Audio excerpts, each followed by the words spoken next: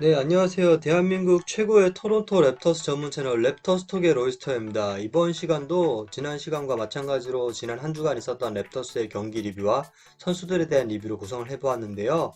이에 앞서서 모두 즐거운 성탄절 되세요.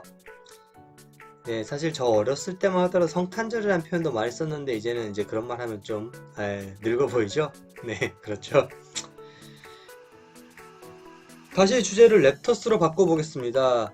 사실 이번 한 주의 스케줄이 그렇게 만만한 스케줄은 아니었기 때문에 걱정이 많이 되었는데 다행히도 연패 사슬을 끊고 이제 연승을 달리게 되었습니다. 15승 18패의 성적이지만 플레이오프 직행인 6위까지는 3경기 차이기 때문에 얼마든지 뒤집을 수 있습니다.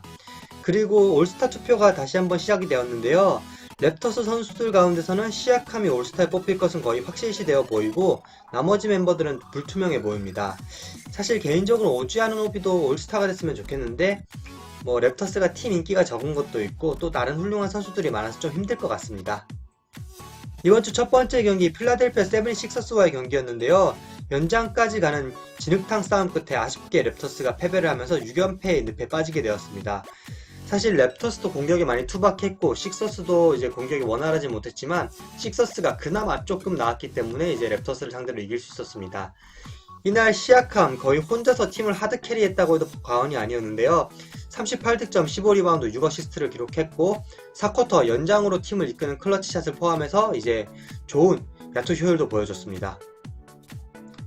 그리고 이제 연장전을 치렀기 때문에 47분이라는 거의 혹사에 가까운 플레잉 타임 소화를 했습니다. 좀 격한 표현을 제가 했는데요. 이 둘의 이날 경기에서의 모습을 보면 이 말이 전혀 심한 말이 아니었습니다. 벤블릿 같은 경우는 그야말로 난사 모드에 들어갔고 진짜 나쁜 효율을 보였고 스카티 반즈 같은 경우에는 반대로 소극적인 모습 끝에 6득점밖에 거두지 못했습니다. 그리고 이날 오지 아누노비는 부상에서 복귀하면서 공수에서 맹활약을 펼쳤는데요. 13득점 2스틸 1블락 그리고 좋았던 점은 3점슛 감각이 조금 더 좋아진 그런 모습이었습니다. 벤블리 트레이드는 뭐 오퍼가 들어오면 바로 팔아도 될 것 같다는 생각이 들 정도로 벤블리 많이 실망스러웠어요. 좀 더러운 이야기를 계속해서 죄송한데 실제로 2018년에 남의 집 정원이나 마당에다가 이렇게 볼일을 본 사람이 있어가지고 토론토 경찰이 실제로 수배를 했다고 합니다. 이어진 경기의 상대는 당시 8연승을 달리고 있었던 뉴욕 닉스였습니다. 랩터스는 6연패의 늪에 빠져 있었고 또 원정 경기였다기 보니까 좀 많이 걱정이 되었는데 파스칼 시아캄이 메디슨 스퀘어 가든에서 시아캄 쇼를 펼치면서 승리를 거뒀습니다. 이날 52득점으로 본인의 커리어 하이 갱신은 물론 역대 랩터스 선수 한 경기 득점 2위의 기록도 세웠습니다. 여담이지만 그 1위의 기록 역시 지금 팀메이트인 프레드 벤블릿이 세운 기록입니다. 말라카이 플린은 현재 출장 시간을 보장받으면서 코트에서 더 투지를 불태우고 있는데요. 클러치 타임의 블락을 포함해서 8득점을 거두면서 랩터스에 많은 도움이 되어 주었습니다. 한편 이날 스카티 반지는 부진을 계속 이어갔는데요. 야투 10개를 던져서 단 하나를 넣는 극심한 부진을 겪었습니다. 그렇기 때문에 그렇게 주전을 많이 굴리는 닉 널스조차도 클러치 타임에서 반지는 배제할 정도로 반지의 부진은 심각했습니다.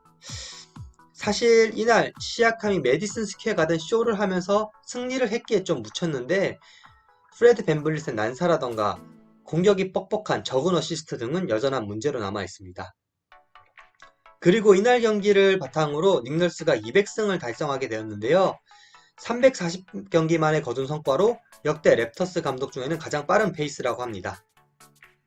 이번 주 마지막 경기는 클리브랜드 캐벌리어스와의 경기였습니다. 118대 107로 승리를 거뒀고 이날 닉널스 감독은 크리스 부셰이를 배제하는 등 평소의 로테이션에서 변화를 주면서 홈에서 극강이었던 캐벌리어스를 제압했는데요.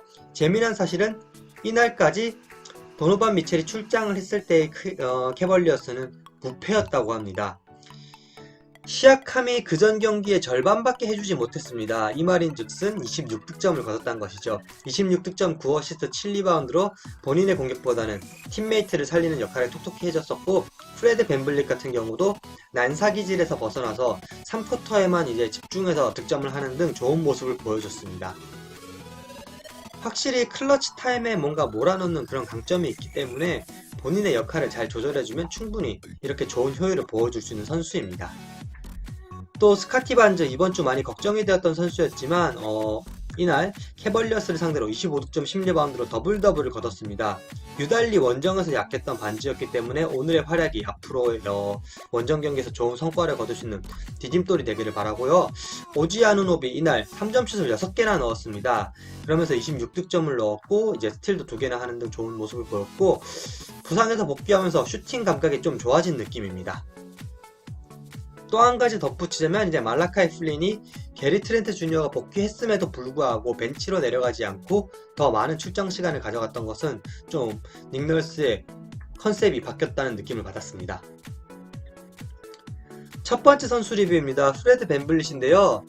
저는 이제 벤블릿의 문제가 뭐냐라고 묻는다면 좀 난사를 요즘 한다는 그런 문제겠습니다. 이 난사를 통해서 팀의 공격 흐름이 막히고 본인이 안 써야 될 타이밍에 슛을 쏘다 보니까 야투율을 깎아먹고 있는 중입니다. 사실 저는 벤블릿을 굉장히 좋아하는 선수입니다. 뭐 예전부터 랩터스 톡을 보신 분들은 알겠지만 언드래프티드 선수로서의 그 근성을 높게 하고 있고 또 수비력도 좋고 클러치 능력도 있는 선수이기 때문에 아직도 지금 이렇게 벤블릿이 부진한 것은 조금만 고치면 나아질 수 있다고 생각하고 있고 이 나아지는 방법은 뭐라고 해야 될까요? 벤블릿이 현재 과도하게 롤을 맡고 있고 팀에 대한 책임감이 큰 거를 조금 역할을 정리를 해줬으면 이제 하는 그런 바람이 있습니다. 예를 들면 이제 말라카이 플린도 뛰니까 볼 운반 같은 경우는 플린에 맡기고 클러치 득점만 벤블릿이 한다면 다시 좋은 효율을 보여줄 수 있는 그런 선수가 될 수 있다고 믿습니다. 그럼 말라카이 플린의 이야기를 다시 한번 해보겠는데요. 네, 닉 널스 감독의 신임을 확실히 얻은 모습입니다. 예전에는 이제 말라카이 플린이 출장을 못하고 벤치만 앉아있는 모습이 많았지만 최근 게리 트렌트 주니어의 부상으로 출장 시간이 늘어나면서 많은 활약을 했고 그 활약을 바탕으로 게리 트렌트 주니어가 복귀했음에도 불구하고 되려 출장 시간은 게리 트렌트 주니어보다 더 많이 가져간 이제 말라카이 플린인데요. 또 이 가운데는 본인의 장기인 3점 슛이 빛을 발한다는 점도 한몫을 하고 있습니다.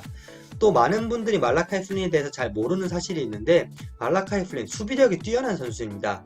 2020년 본인이 속했던 대학 디비전인 마운틴 웨스트 디비전에서 수비왕을 수상을 했고요. 또 이렇게 수비 센스가 좋은데다가 본인이 출장 시간이 많이 없었기 때문에 출장할 때마다 뭔가 보여줘야 된다는 그런 허슬, 집념이 있기 때문에 늘 좋은 모습을 수비에서 보여주고 있습니다.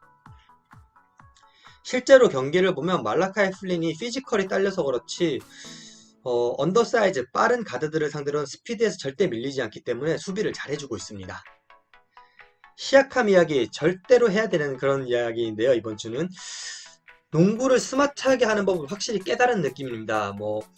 BQ가 좋은 선수로 니콜라 요키치, 루카 돈치치 이런 이야기를 하는데요. 시약함도 약간 비슷한 느낌입니다. 물론 플레이 스타일은 좀 다르지만 어시스트를 뿌릴 수 있게 늘 코트 전체를 바라보는 그런 시야라던가 본인의 미스매치를 잘 이용하는 부분, 예를 들면 가드랑 부딪혔을 때는 힘으로 밀어붙이고 센터가 있을 때는 스피드가 우위가 있으니까 스텝백 점퍼라던가 기습적인 스핀 무브 이런 모습들을 잘 보여주고 있습니다.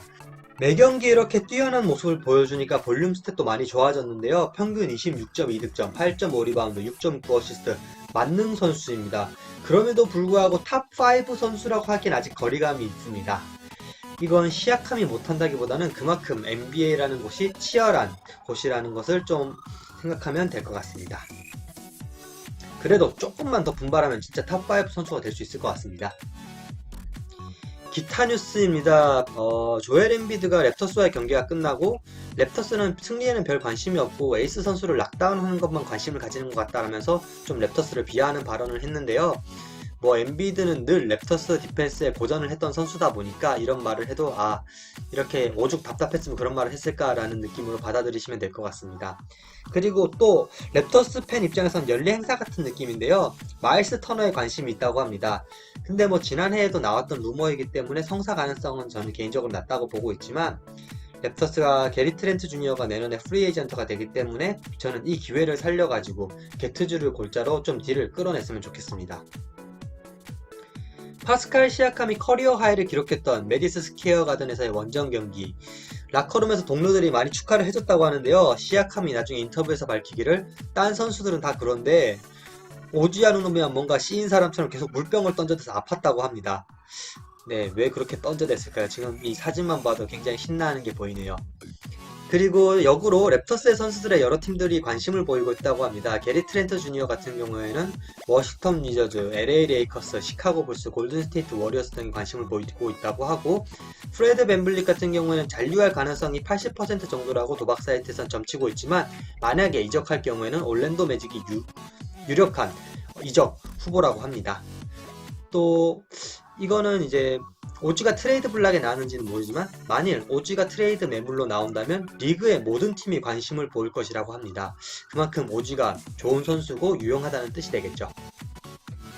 마지막입니다. 다음 주 스케줄 안내인데요. 크리스마스 연휴 이후 백투백을 포함해서 홈 3경기를 치릅니다. 모두 서부팀과의 대결이고, LA 클리퍼스, 멤피스 그리즐리스, 그리고 피닉스 선즈, 만만하지만은 않은 팀들입니다. 그리고 클리퍼스와의 경기에는 카와이 레너드를 만날 가능성이 높은데요. 사실 클리퍼스로 이적한 지는 몇 해가 되었지만 부상이나 백투백 관리 등으로 인해서 맞대결은 4번에 불과했습니다. 일단 카와이 레너드는 지금은 건강한 상태이기 때문에 맞붙을 확률이 굉장히 높지만, 백투백 관리라던가 부상 관리 등으로 인해서 결장할 가능성도 적잖이 있다고 저는 생각됩니다. 여담이지만 카와이 레너드, 랩터스와의 4경기 평균 득점이 17점으로 다른 팀들과 상대했을 때에 비해서는 랩터스를 상대로는 좀 약한 모습을 보이는 것 같습니다. 제가 이번 주 준비한 자료는 여기까지고요. 좋아요, 구독, 댓글 모두 감사합니다. 그리고 다음 주에 좀 더 재미난 자료를 찾아뵐 수 있도록 노력하겠습니다. 다시 한번 감사드립니다.